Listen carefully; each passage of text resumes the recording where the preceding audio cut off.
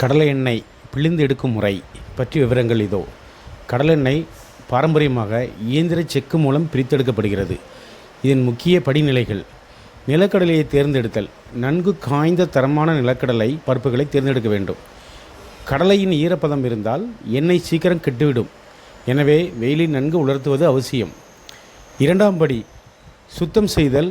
கடலில் உள்ள கல், மண் மற்றும் தூசுகளை நீக்க வேண்டும்.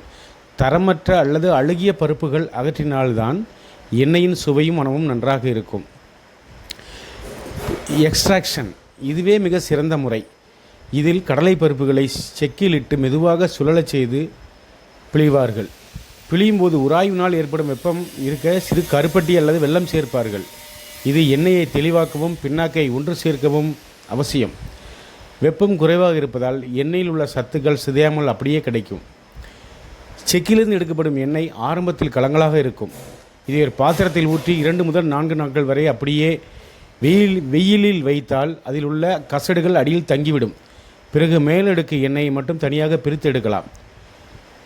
இந்த எண்ணெய் பிரித்தெடுத்தலுக்கு சிறந்த இயந்திரமாக பயன்படுவது Coimbatore Lakshmi industrial extraction machineries oil பிரித்தெடுத்தல் மிஷின் மட்டுமே.